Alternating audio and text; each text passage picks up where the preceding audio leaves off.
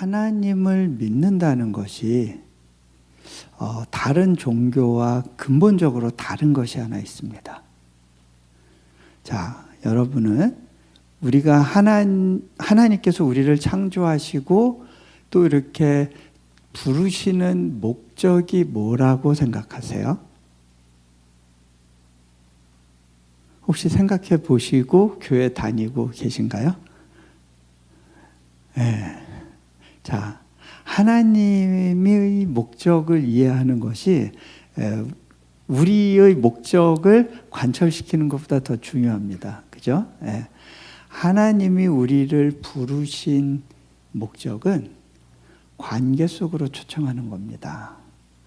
여러분, 이 우주를 만든 창조주가 나와 개인적인 관계를 맺기를 원한다는 건요, 로마 시대 때만 해도 너무 낯선 개념이었습니다. 다른 문화권에서는 이 개념이 쉽게 이해가 안 됩니다. 심지어는 제가 무슬림 아이들을 대상으로 이 아버지의 사랑에 대한 이야기를 하면 되게 이상해 합니다. 어떻게 신이 아버지 같을 수가 있죠? 자, 몽골에서도 이해를 못하고 불편해하는 시간들이 있는 걸 봤어요. 자, 우리가 알고 있는 익숙한 종교는요, 비나이다 신앙입니다. 그죠? 비나이다, 천지신명께 삼신할머니에게 빕니다. 그런데요, 우리는 그렇게 빌면서 삼신할머니가 나와 동행해 주기를 원하지 않습니다. 자, 삼신할머니가 혹여나 아니면 무당이 구슬할 때 이렇게 부리는 신이 찾아와서 너 내가 좋으니? 내가 너랑 같이 살아줄까? 노 땡큐입니다. 그죠? 불편합니다. 우리가 원하는 것 그냥 멀리 계셔주세요. 내가 가끔 이렇게 제사도 하고 챙겨드릴 테니까 불편하게 하지 마시고 너무 가까이 있지 말아주세요. 이것이 우리의 전통적인 신관입니다. 그런데요, 하나님이 우리를 지으신 목적은 관계 속으로 우리를 부르신다는 겁니다.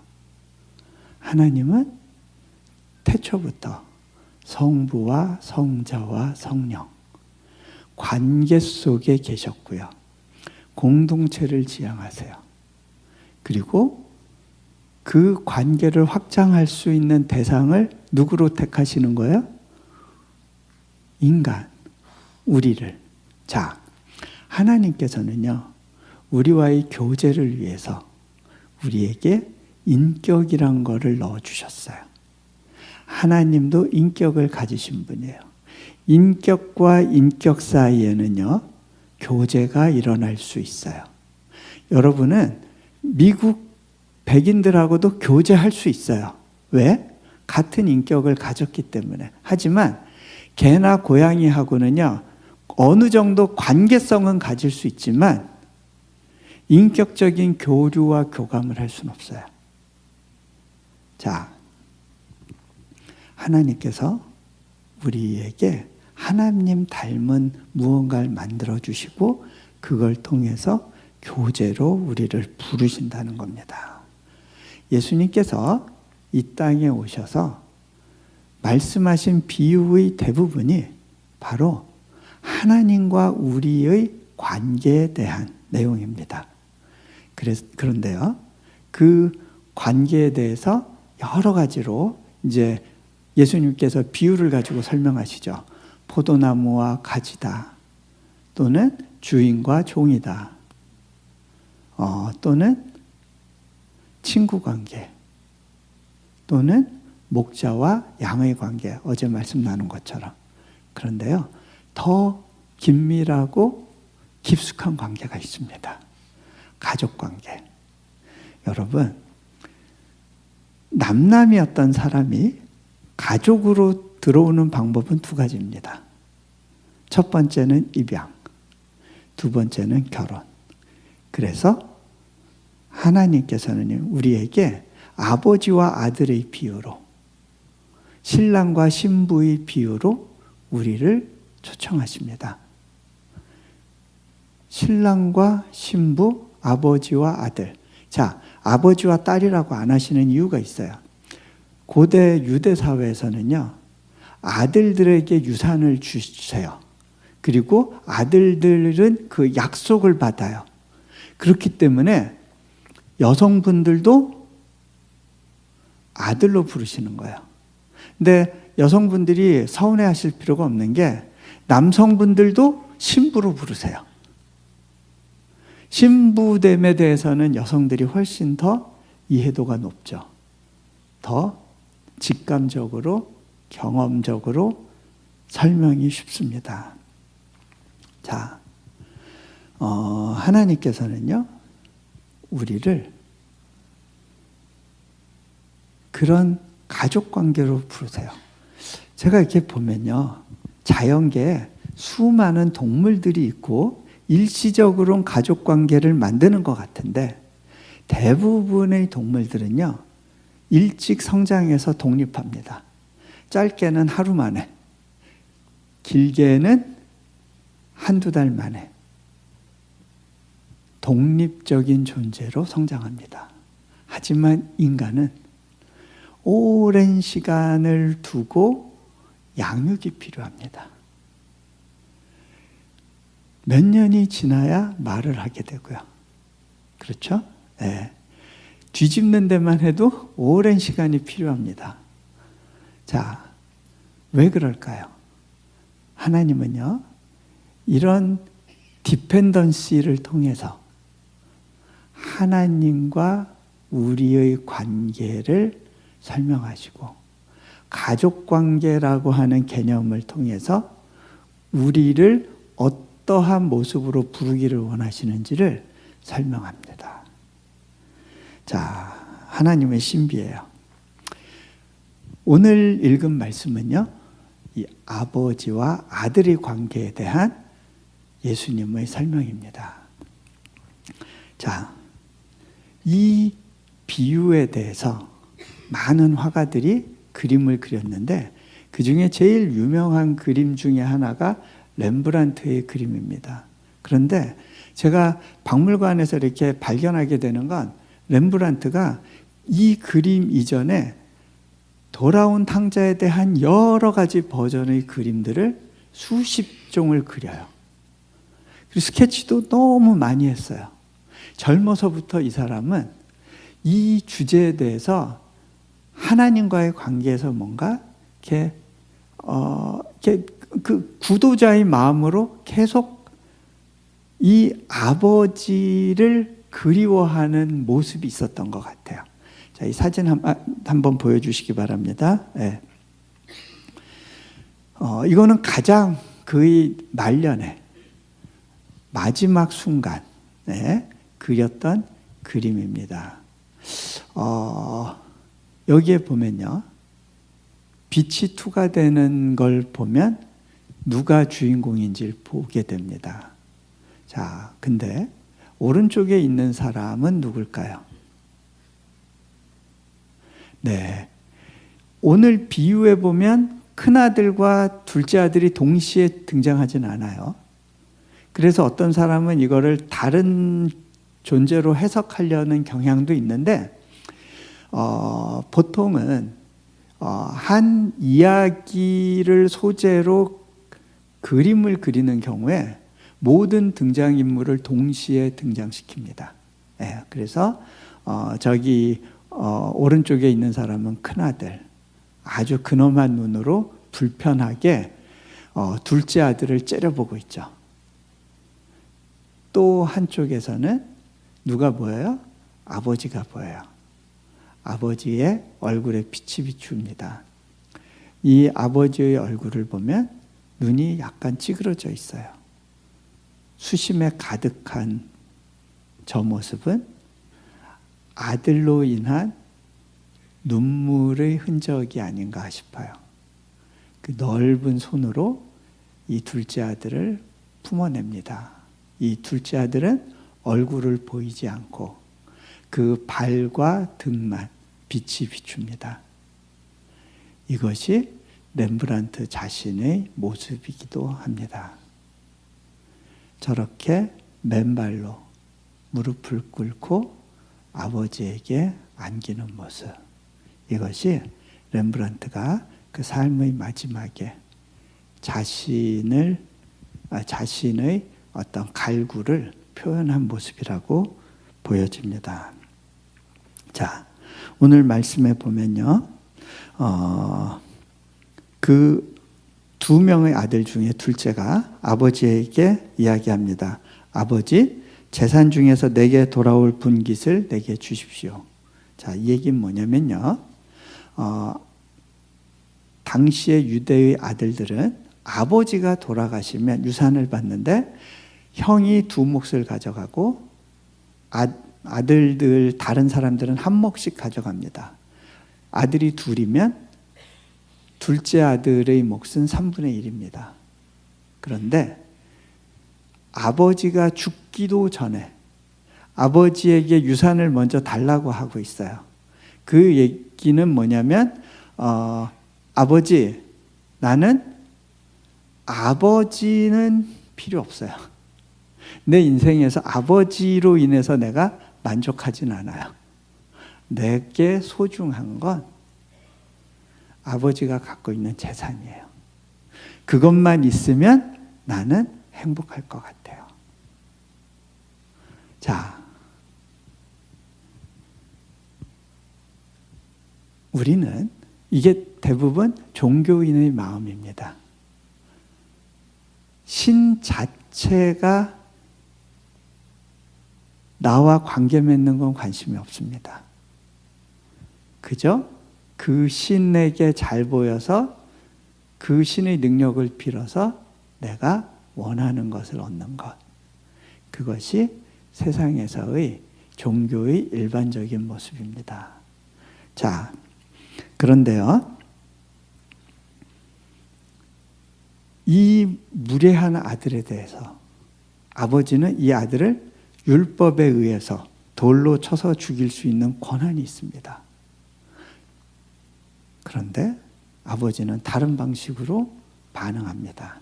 자, 이 아들의 모습 어떤 거냐?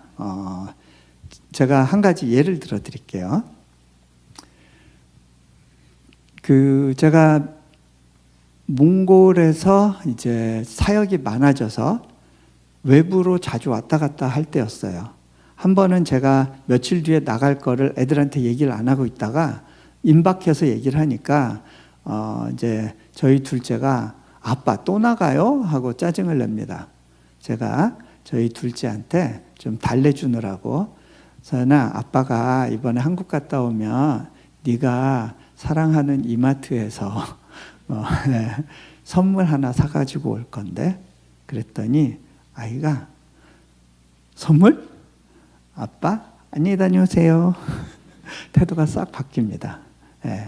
그래서 제가 빠이빠이 하고 이제 한국에 가서 일정을 소화하다가 중간에 집으로 전화를 했어요. 그 당시에는 전화하면 무조건 저희 딸이 전화벨을 울리면 막 받을 때였어요. 전화 딱 잡자마자 아빠? 하더니 첫 마디가 내 선물 샀어요? 아니 뭐 아빠 안녕하세요 보고 싶어서요 이런 말이 좀 앞에 있으면 좋은데 다짜고짜 내 선물 샀냐고 이제 닥달하는 거예요. 제가 좀 마음이 서운해서 질문을 했어요. 서연아, 너 아빠가 더 좋아? 선물이 더 좋아? 그랬더니 아이가 선물. 또 물어볼까 봐 엄마 바꿔줄게요. 자기 용건 끝났어요. 아직 선물 안 샀대. 엄마 바꿔요. 엄마랑 얘기하다가 제가 그냥 전화를 끊는 게 아쉬워서 여보, 서연이 한 번 더 바꿔봐요. 그리고 제가 아이한테 물어봤어요. 서연아, 이번에 좀 대답 잘해봐. 아빠가 한 번만 더 물어볼게. 아빠가 더 좋아? 선물이 더 좋아? 그랬더니 아이가 좀 곰곰이 진지하게 생각을 하는 것 같아요.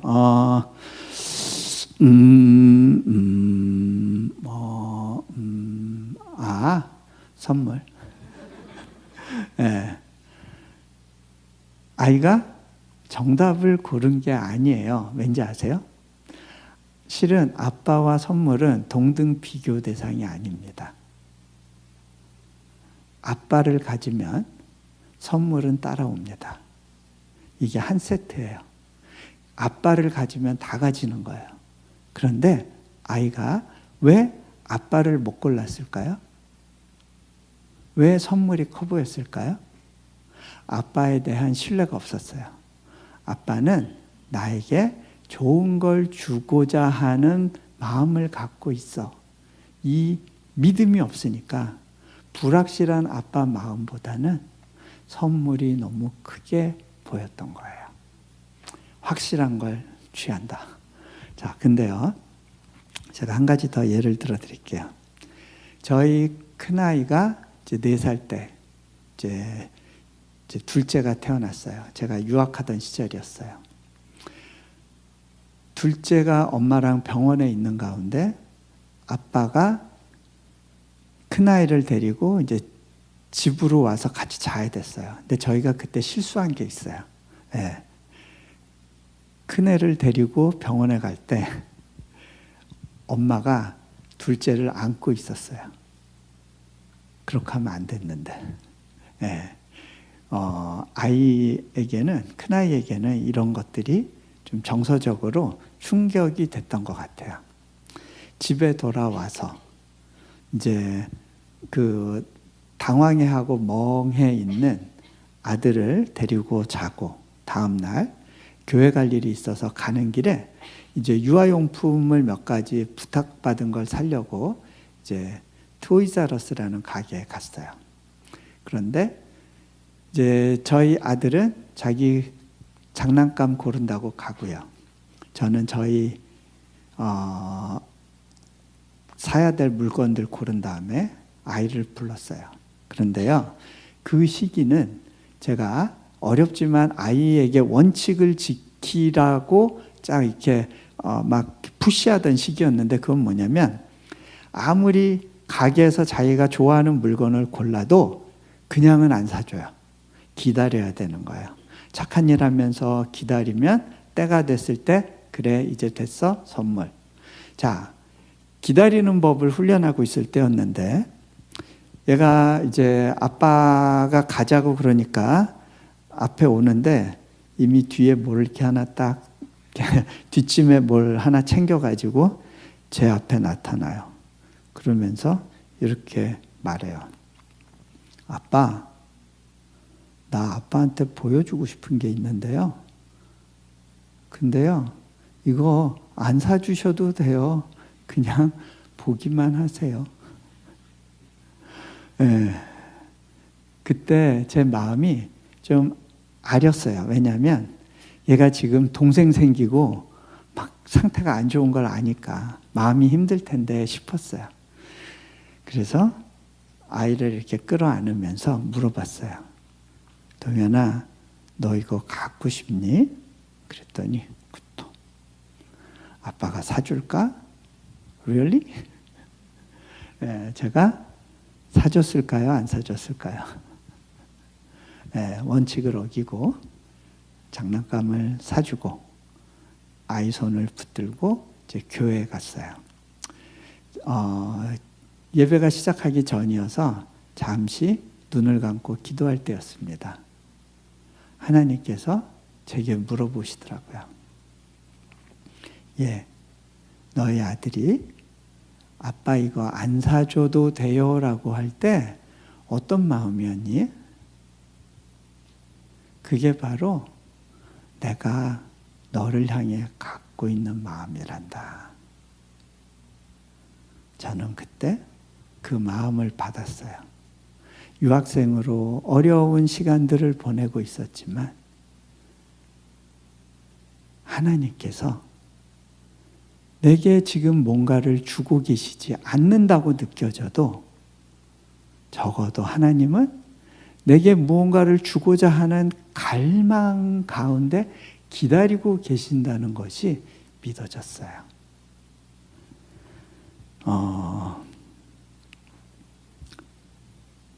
실은 이 아들에게 필요한 건, 이 둘째 아들에게 정말 필요했던 건 아버지의 마음을 얻는 거였어요. 자, 아버지로 인한 결핍이 있었지만 이 사람은 무언가 세상에서의 인정, 내가 이룬 성취, 그리고 내가 만들어 놓은 재물과 편안한 삶의 환경, 이런 것들이 더 중요한 가치라는 그런 생각을 갖고 있었기 때문에 아버지의 재산만 있으면 내가 원하는 걸 이룰 수 있다고 생각했어요. 자, 저희 큰아이가 이제 2돌 조금 넘었을 때였는데, 그때 저와 아내가 몽골에 먼저 단기 선교를 가려는 계획을 갖고 있었어요. 이제 몽골로 갈 것인지를 정탐하기 위한 여행인데, 아내랑 제가 스케줄이 잘 안 맞으니까 아내가 아이를 데리고 먼저 한국에 가서 한국의 부모님한테 애들을 맡기고, 아내는 먼저 몽골로 들어가고, 저는 일주일 뒤에 한국에 와서 아이를 챙겨가지고 비자 수속해서 들어가는 걸로 그렇게 일정을 잡았어요. 철없는 부모였어요. 애가 받을 충격에 대해서는 전혀 생각을 못했죠. 그리고 그 이후에 혹독한 대가를 치러야 되기도 했어요. 어쨌든 제가 아이를 찾으러 이제 미국에서 비행기 타고 한국에 도착했을 때 저희 아이가 아빠를 보고 엉엉 울면서 다리를 붙들고 놓질 않는 거예요. 엄마가 나 버리고 갔다는 거예요.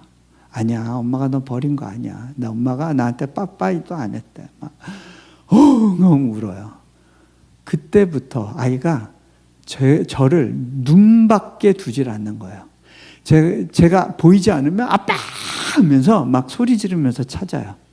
아빠 화장실이야. 가서 확인을 해요. 그리고 제가 볼일 보는 거를 끝까지 거기서 보면서 기다려요. 잠시도 저를 떨어뜨리지 않았어요. 그 시기의 아이에게는요, 엄마 아빠가 전부예요. 그렇죠? 그런데 우리가 크고 나면 그거 필요 없고요. 나는 내 걸 원해요. 하는 시간을 지나가요.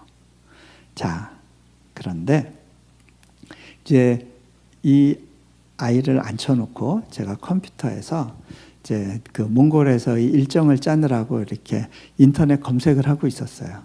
아이가 아빠 뭐 해?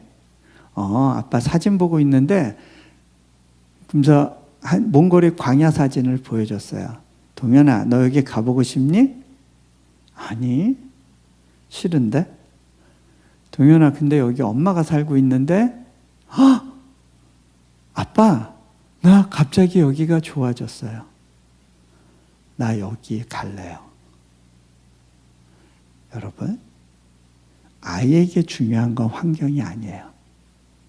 관계예요. 제가 그걸 배웠어요.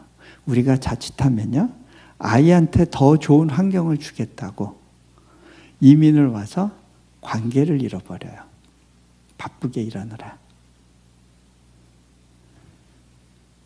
하나님께서 저에게 그 아이를 보면서 깨닫게 하신 것이 있었어요. 저희 부부는 몽골에서나 인도네시아에서나 행복할 수 있었어요. 환경이 어떠한가 때문이 아니라 하나님이 우리와 함께 하시는 걸 경험할 수 있었기 때문이에요. 자, 아버지가 그런데요, 이 아들한테 재산을 떼서 줘요. 아버지가 그걸 몰랐을까요? 아들이 이거 받으면 아들도 망가지고 재산도 날릴 거라는 걸. 아버지가 그걸 알면서도 재산을 넘겨줘요.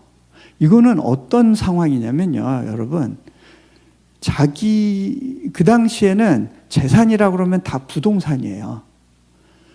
그 부동산을 통해서 사회적인 지위를 그 마을에서 가지고 있는데, 지주로 있는데, 그 땅을 팔아야 자식한테 줄 수 있는 거예요. 그러면 자기 살아생전에 사회적인 신분이 없어지는 거예요. 마치 뭐와 같냐면, 내가 어느 회사의 대주주로 있는데 그 주식을 팔고 그 경영권을 넘기는 상황을 생각하면 되는 거예요.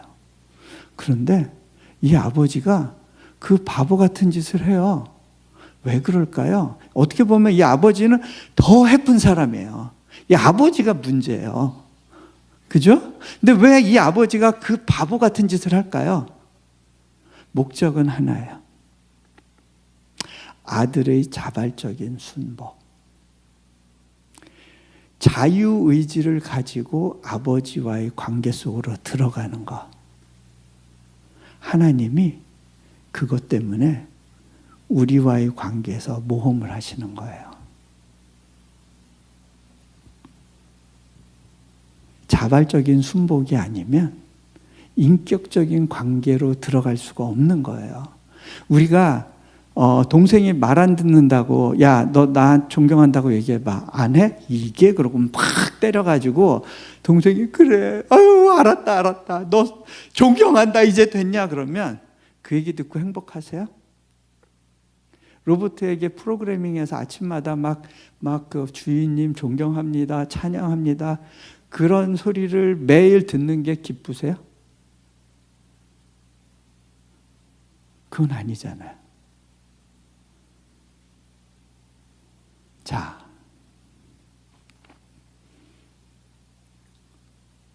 아버지는 아들의 자발적인 순복에 자신의 모든 걸 걸었어요. 그리고 아들에게 그 재산을 주는 거예요.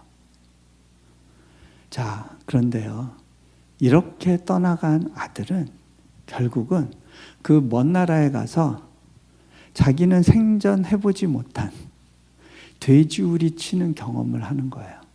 유대 땅에서는 없는 돼지우리. 그거 치면서 인생의 막다른 골목을 경험하는 거예요. 자, 그때 중요한 건 내가 돌아갈 곳이 어딘지를 기억하는 겁니다. 나를 끝까지 기다리고 있는 분이 누군지를 기억하는 것이 중요합니다.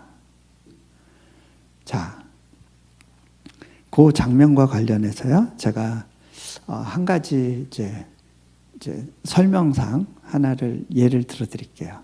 저희 큰아이가 한돌 막 지나면서 이제 기저귀를 떼야 될 때가 가까웠어요. 얘가 자의식이 생겨서 이제 응가를 하고 나면 자기 응가가 냄새난다고 그러고 부끄러워하던 때였어요. 제가 집에 일찍 들어온 날이 있었는데 아이가 후다다닥 하더니 침대 밑으로 숨었어요. 사진을 보시면 이제 저런 장면이에요.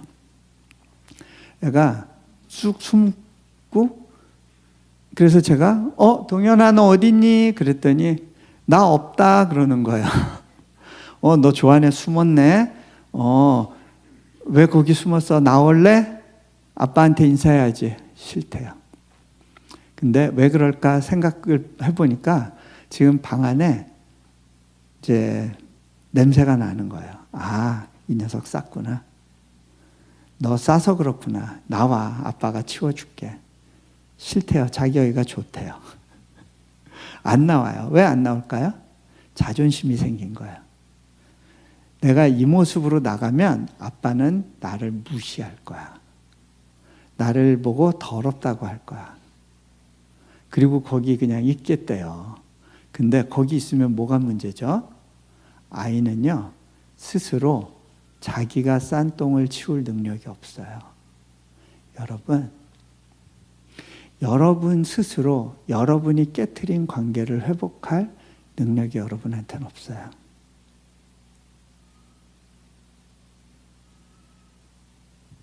여러분의 감정이 용납을 못해요. 그리고 여러분이 상대방의 감정에 영향을 미칠 수 없어요. 여러분의 착한 행실이 그걸 만회하지 못해요. 죄라는 게 그런 거죠. 나한테는 해결 능력이 없어요. 자, 두 번째. 그대로 놔두면 어떻게 돼요? 피부가 짓물러요. 나와라. 아이가 안 나와요. 아빠에 대한 불편한 마음이 있어요. 그때는 아빠가 가야 돼요. 아이를 데리고 끌어내서 화장실에 가서 싹 씻기고 새 기저귀를 채워줬어요. 어때? 이제 괜찮지? 꾸덕꾸덕. 그래. 문제가 있으면 아빠한테 보여야 되는 거야. 아빠는 아들이 싼 똥을 더럽다고 하지 않아요. 자, 아버지에게로 돌아가는 게 살 길이에요.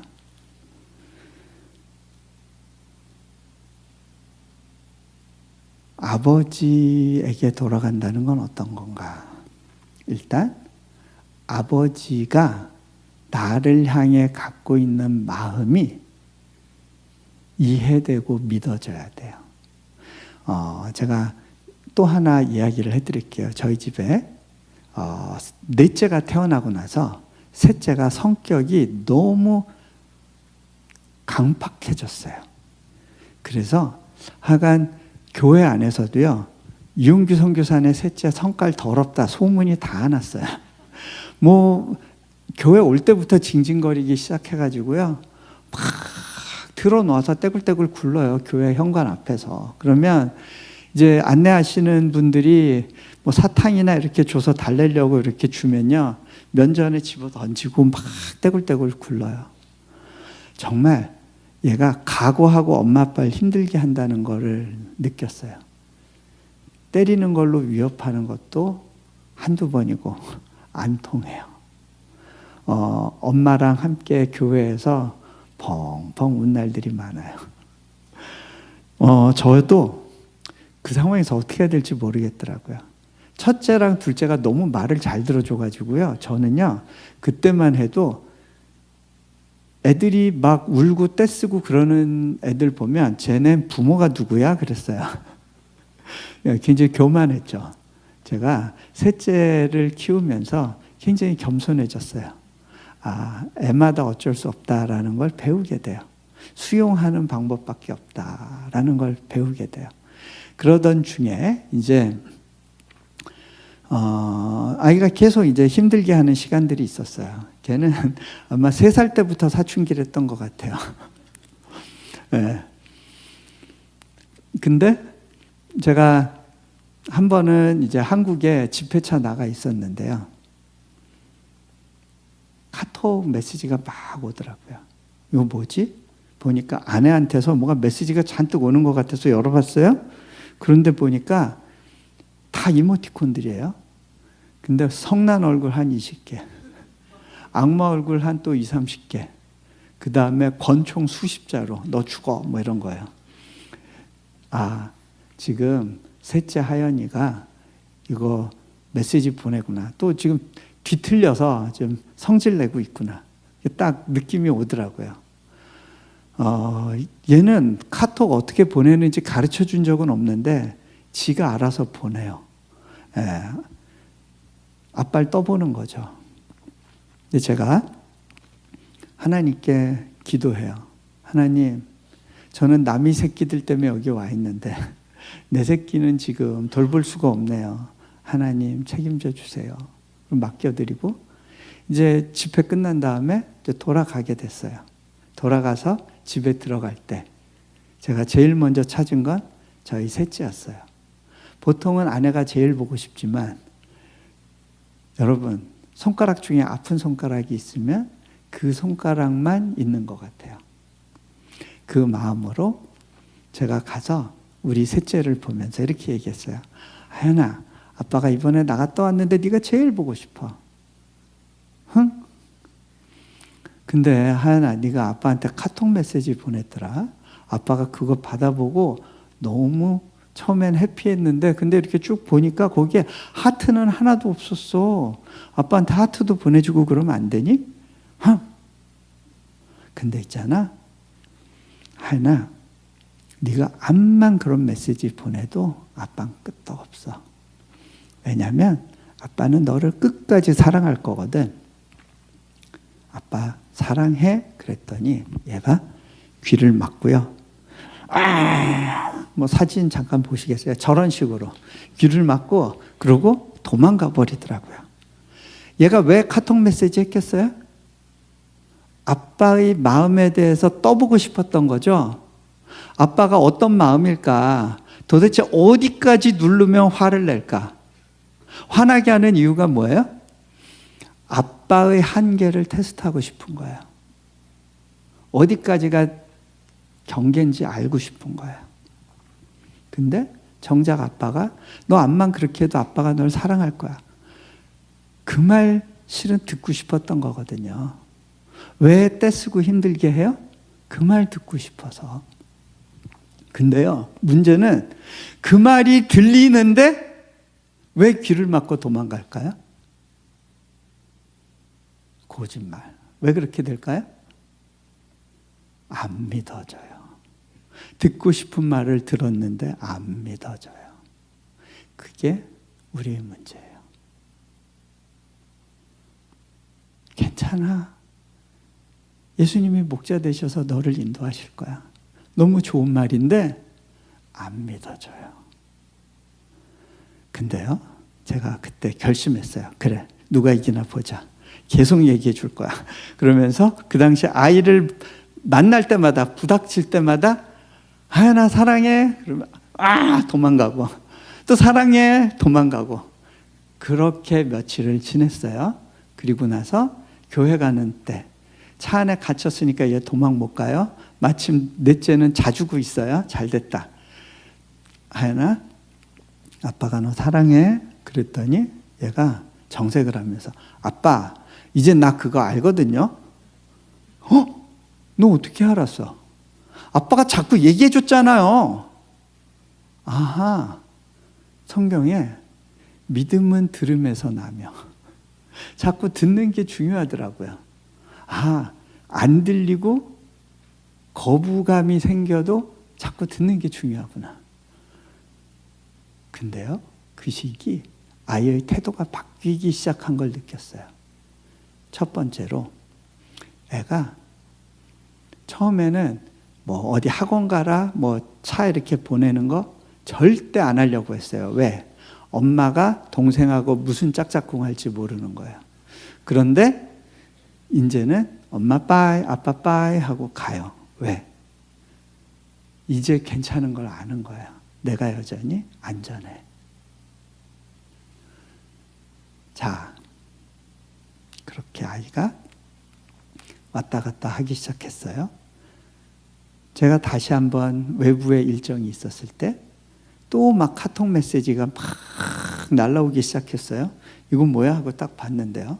하트가 막 한 20개 뿅뿅뿅. 그 다음에 뭐 웃는 얼굴 잔뜩. 생일 케이크 권총 대신에 그렇게 해가지고 저한테 이모티콘이 왔어요. 그리고 아이가 처음으로 한글을 배워서 타자를 쳤어요. 아빠, 나 하연인데 사랑해요. 아이한테 처음 받은 사랑의 고백이었어요. 그것도 한국말로. 여러분은 감동이 없는 것 같은데 남이의 얘기니까. 네.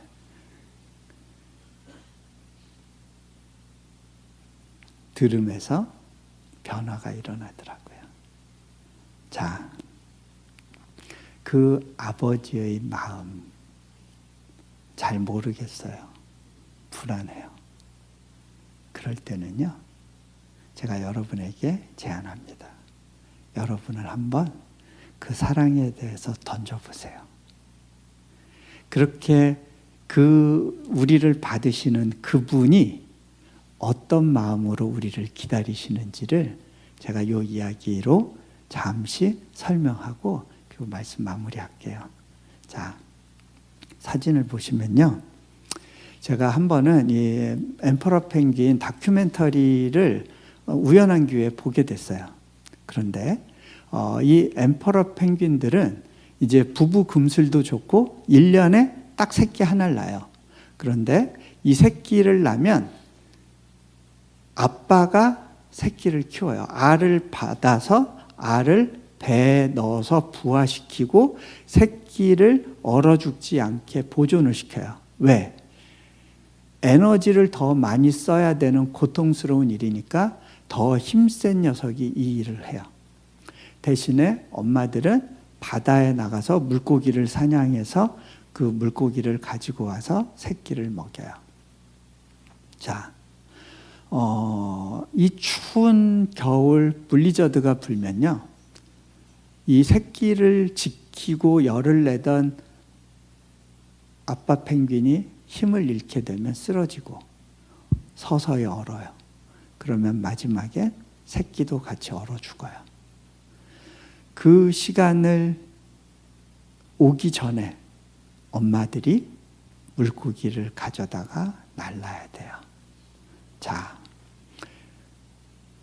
제가 보니까 그 다큐멘터리를 찍을 때 그 리서치 센터에서 이 새끼로 온 펭귄들을 잘 그 해비텟에서 보호하면서 이 날개죽지에 그 카메라와 각종 전파 장치를 부착을 시키고 얘들을 다시 이제 그 콜로니로 보내요. 그래서 거기서 새끼 낳고 그렇게 어울려 살도록, 그러면서 그 황제 펭귄의 일상을 이제 관측을 하는 거예요.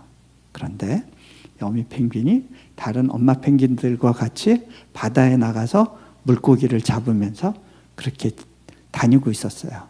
그러다 얘가 탁 튀어오르는데 그때 화면에 잡힌 펭귄의 천적이 있었어요. 바로 바다 사자였어요. 사진을 보시면요, 얘가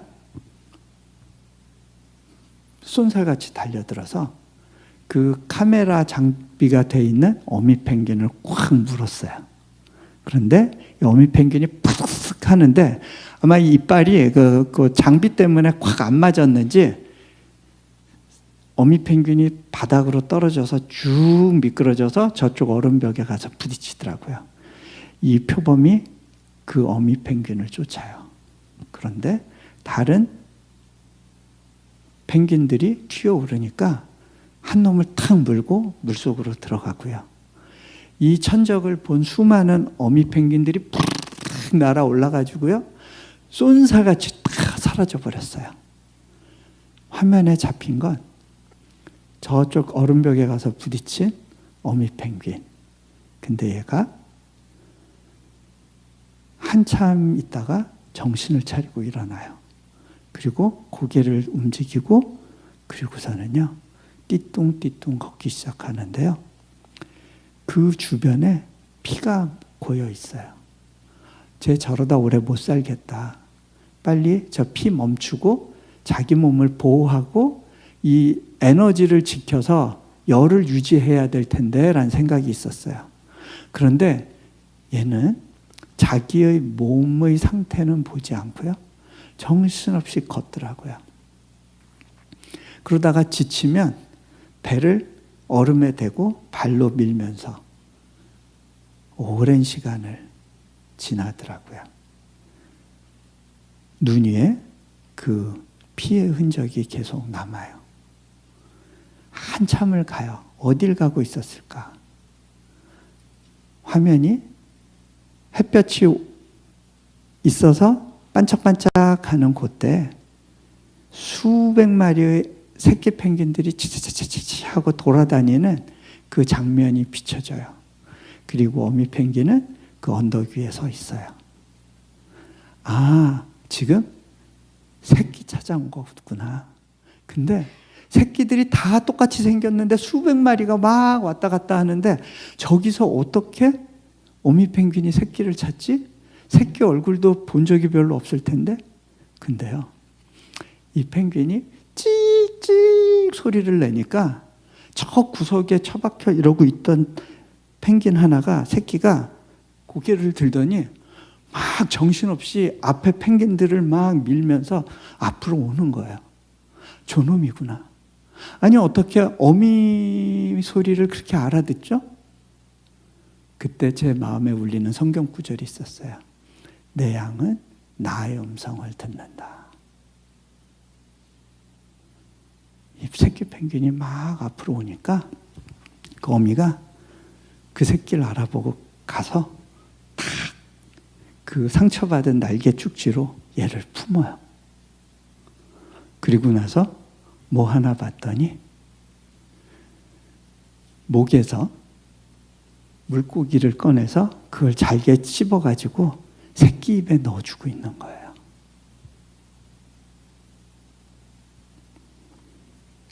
이 어미 펭귄이 그 오랜 시간을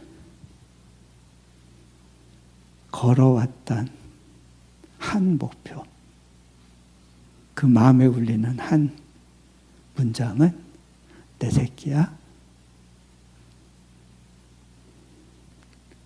지금 배고프지 않니? 내 새끼야, 굶고 있지 않니?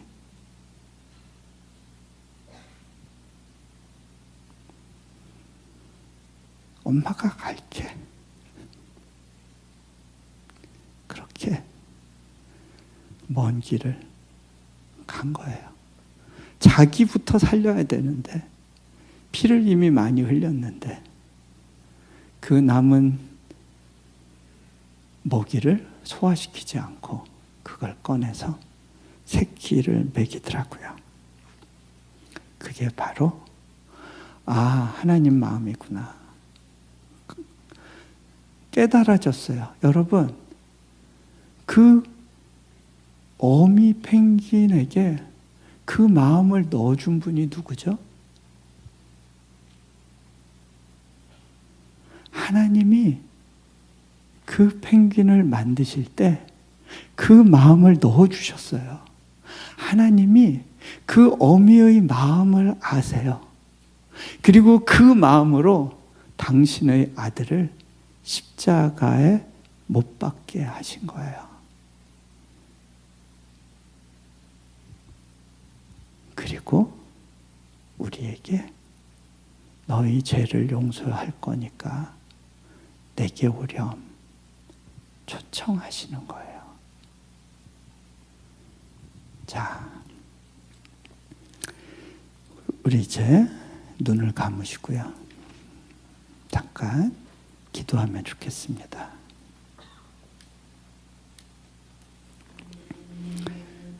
여러분이 이 땅에서 살면서 무언가 추구하던 것이 있었을 겁니다. 마음에 공허한 것을 달래기 위해서, 이 외로움을 달래기 위해서, 나의 이 우울함을 달래기 위해서 무언가 에너지를 쏟고 무언가를 이뤄보려고 애를 썼을 겁니다. 그런데 여전히 해결되지 않는 그 마음의 갈증이 있었을 겁니다. 그 영역은 하나님이 여러분 가슴 가운데 만들어 놓은 하나님의 자리입니다. 하나님으로만 채워져야 될 그 자리, 그 큰 공백을 만들어 놓으셨습니다. 조건 없는 사랑, 그냥 받아주는 그 사랑, 내가 어떠함에도 불구하고 품어주는 그 사랑을 우리는 갈구하도록 만들어졌습니다. 그리고 주님이 그 사랑을 채워주시겠다고 초청하십니다. 너희 빈 공간은 나만으로 채울 수 있단다. 내 새끼야 배고프지 않니? 그렇게 우리에게 다가오십니다. 하나님이 사랑하신다는 그 말, 너무 듣기 좋은 말인데 실은 믿어지지 않는 말이었습니다.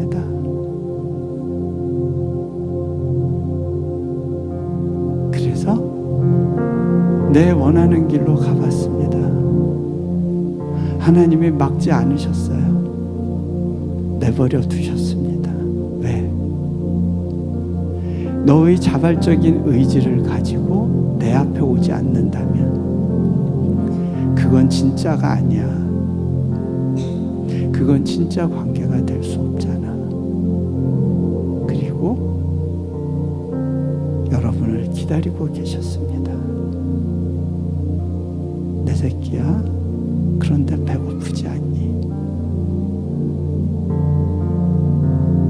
여러분께 팔 벌리고 있는 예수님, 그분의 팔에서 흐르는 그 피가 그 어미 펭귄의 어깨 축지에서 흐르는 피와 오버랩되지 않으시나요?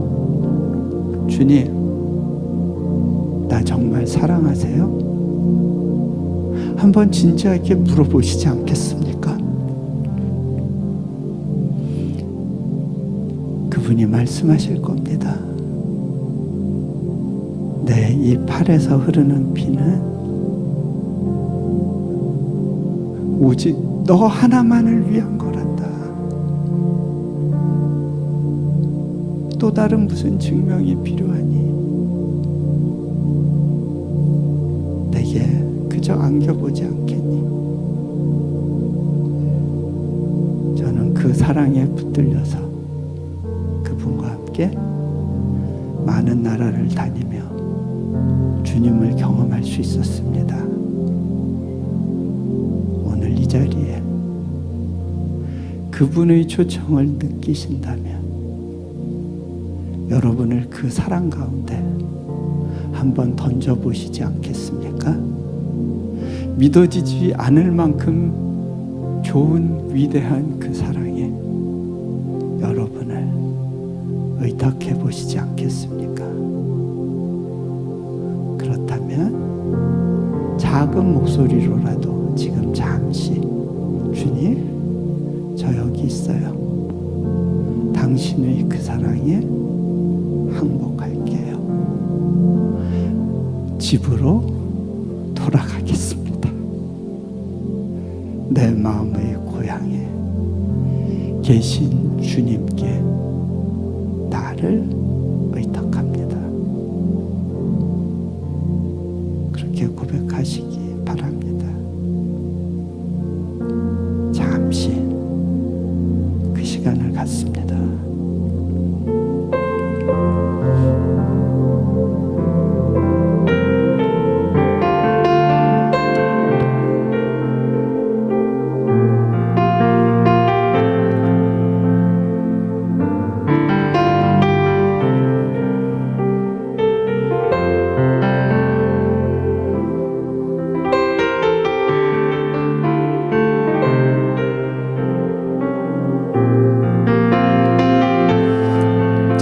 기도하겠습니다. 하나님, 외로웠습니다. 우울했습니다. 그리고 때로는 두려웠습니다. 이대로 나 혼자 망한 상태로 계속 남아있을 것 같았습니다. 그런데